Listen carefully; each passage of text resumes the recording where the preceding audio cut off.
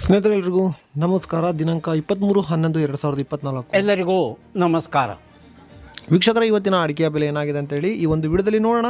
ಅದಕ್ಕೂ ಮುಂಚೆ ಹೊಸದಾಗಿ ನಮ್ಮ ಚಾನಲ್ನ ಸಬ್ಸ್ಕ್ರೈಬ್ ಮಾಡ್ಕೊಂಡಿಲ್ಲ ಅಂದರೆ ಸಬ್ಸ್ಕ್ರೈಬ್ ಮಾಡ್ಕೊಳ್ಳಿ. ಹಾಗೆ ಫೇಸ್ಬುಕ್ಕಲ್ಲಿ ನೋಡ್ತಾ ಇದ್ದರೆ ಫಾಲೋ ಮಾಡ್ಕೊಳ್ಳಿ ಅಂತ ಹೇಳ್ತಾ ಈ ವಿಡಿಯೋಗೆ ತಪ್ಪದೆ ಎಲ್ಲರೂ ಲೈಕ್ನ ಮಾಡಿ, ಹಾಗೆ ನಿಮ್ಮ ಸ್ನೇಹಿತರಿಗೆ ಶೇರ್ ಮಾಡಿ ಅಂತ ಹೇಳ್ತಾ ಮತ್ತೊಮ್ಮೆ ಹೇಳ್ತಾ ಇದ್ದೀನಿ, ಈ ವಿಡಿಯೋಗೆ ಇಷ್ಟ ಆದರೆ ಲೈಕ್ ಮಾಡಿ, ಕಾಮೆಂಟ್ ಮಾಡಿ, ನಿಮ್ಮ ಅನಿಸಿಕೆಯನ್ನು ಶೇರ್ ಮಾಡಿ ನಿಮ್ಮ ಸ್ನೇಹಿತರಿಗೆ, ಹಾಗೆ ಈ ಚಾನಲನ್ನು ಸಬ್ಸ್ಕ್ರೈಬ್ ಮಾಡಿ. ಬನ್ನಿ, ಮೊದಲನೇದಾಗಿ ರಾಶಿ ಅಡಿಕೆ ಬೆಲೆ ಏನಾಗಿದೆ ಅಂತೇಳಿ ನೋಡೋಣ.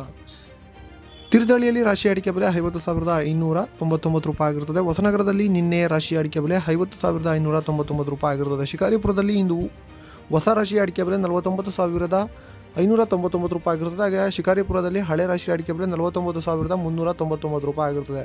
ಶೃಂಗೇರಿಯಲ್ಲಿ ರಾಶಿ ಅಡಿಕೆ ಬೆಲೆ 50,299 ರೂಪಾಯಿ ಆಗಿರುತ್ತದೆ. ಹಾಗೆ ಕೊಪ್ಪದಲ್ಲಿ ಇಂದು ರಾಶಿ ಅಡಿಕೆ ಬೆಲೆ 50,299 ರೂಪಾಯಿ ಆಗಿರುತ್ತದೆ. ಸೊರಬದಲ್ಲಿ ಹೊಸ ರಾಶಿ ಅಡಿಕೆ ಬೆಲೆ 49,099 ರೂಪಾಯಿ ಆಗಿರುತ್ತದೆ. ಹಾಗೆ ಹಳೆ ರಾಶಿ ಅಡಿಕೆ ಬೆಲೆ 49,299 ರೂಪಾಯಿ ಆಗಿರುತ್ತದೆ.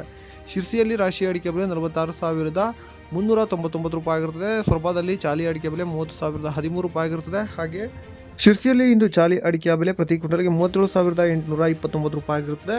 ಶೃಂಗೇರಿಯಲ್ಲಿ ಬೆಟ್ಟೆ ಅಡಿಕೆಯ ಬೆಲೆ 53,899 ರೂಪಾಯಿ ಆಗಿರುತ್ತದೆ. ಹಾಗೆ ತೀರ್ಥಹಳ್ಳಿಯಲ್ಲಿ 56,099 ರೂಪಾಯಿ ಆಗಿರುತ್ತದೆ. ಕೊಪ್ಪದಲ್ಲಿ ಬೆಟ್ಟೆ ಅಡಿಕೆಯ ಬೆಲೆ 52,899 ರೂಪಾಯಿ ಆಗಿರುತ್ತದೆ.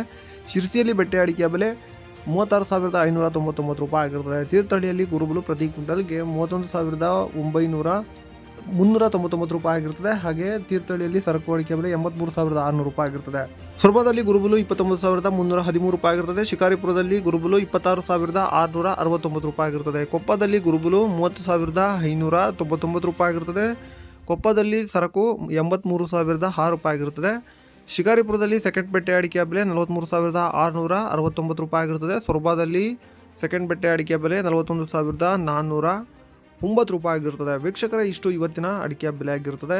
ಕಳೆದ 1-2 ದಿನದಿಂದ ವಿಡಿಯೋ ಬಂದಿಲ್ಲ, ಸೊ ನಾನು ಬ್ಯುಸಿ ಇರೋದ್ರಿಂದ ವಿಡಿಯೋ ಬಂದಿಲ್ಲ. ಸೊ ವಿಡಿಯೋ ಇಷ್ಟ ಇದ್ದರೆ ಲೈಕ್ ಮಾಡಿ, ಮುಗಿಸೋಣ. ಮತ್ತೆ ಭೇಟಿಯಾಗೋಣ. ನಮಸ್ಕಾರ.